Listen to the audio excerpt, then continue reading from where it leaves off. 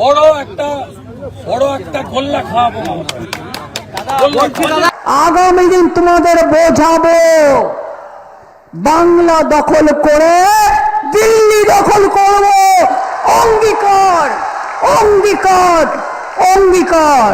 Vote যুদ্ধে কতই না কড়া কথা হয়, কিন্তু তারই মধ্যে এবার ভোটের আগে এমন এমন ছবি উঠে আসছে যা দেখলে হাসতে হাসতে পেটে খিল ধরে যাবে। কথাই বলে ভোট বড় বালাই, তাই কিছুই বাদ দিচ্ছেন না প্রার্থীরা। কেউ ভোটারকে কোলে তুলে নাচছেন, তো কেউ কিলোমিটারের পর কিলোমিটার দৌড়ে প্রচার করছেন। আরামবাগ বিধানসভা কেন্দ্রে এবার তৃণমূলের প্রার্থী মিতা বাগ। মঙ্গলবার প্রচারে বেরিয়ে কখনো তাকে দেখা গেল নিজে হাতেই ঘুঁটে শুকোতে দিতে, কখনো দুহাত তুলে নাচতে, আবার কখনো তো ভোটারকে খুশি করতে কোলেই তুলে নিচ্ছেন। এদিকে পশ্চিম মেদিনীপুরের কেশিয়ারি বিধানসভার তৃণমূল প্রার্থী রামজীবন মান্ডিকে দেখা গেল 12 কিলোমিটার দৌড়ে প্রচার সারতে। বুধবার অভিষেক বন্দ্যোপাধ্যায়ের দাঁতনে যে সভা ছিল সেখানে দৌড়েই পৌঁছন তিনি।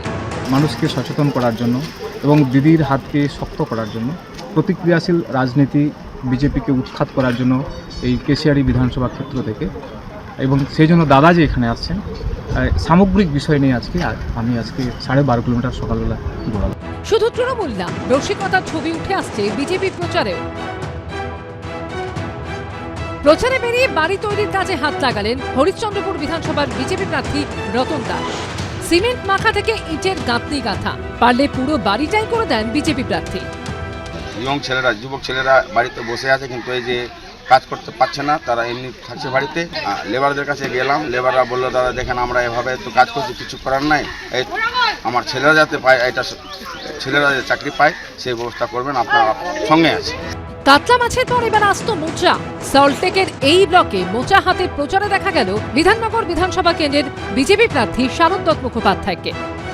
কতগুলো যে ফুল আছে সেগুলো গুণে শেষ করা যায় না। তো সেই রকমই তৃণমূলের দুর্নীতি রয়েছে, এত দুর্নীতি অগুন্তি।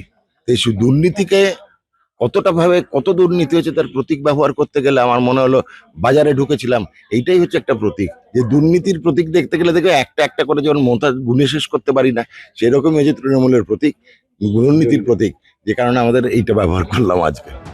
হুগলির আরামবাগে প্রচারে গিয়ে মাঠে ট্রাক্টর চালিয়ে চাষবাসে সাহায্য করতে দেখা গেল বিজেপি প্রার্থী হেমন্ত বাগকে। এর আগে বিজেপি প্রার্থীকে এক ভোটারের দাড়ি কাটতে দেখা গিয়েছিল। সেই প্রসঙ্গ টেনে বিজেপিকে কটাক্ষ করেছেন অভিষেক বন্দ্যোপাধ্যায়।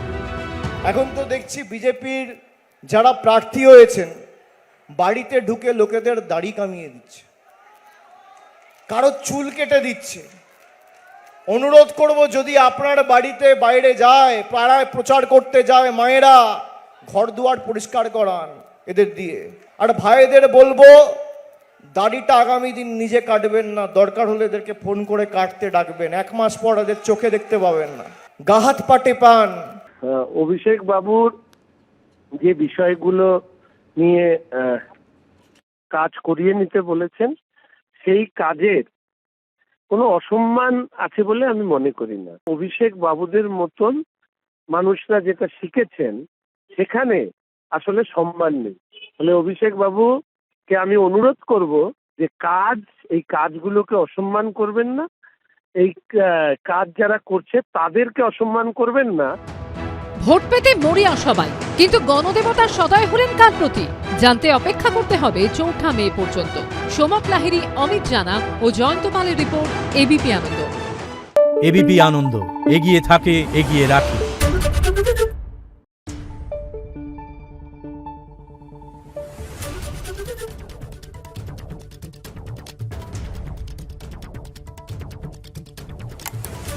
Thank you.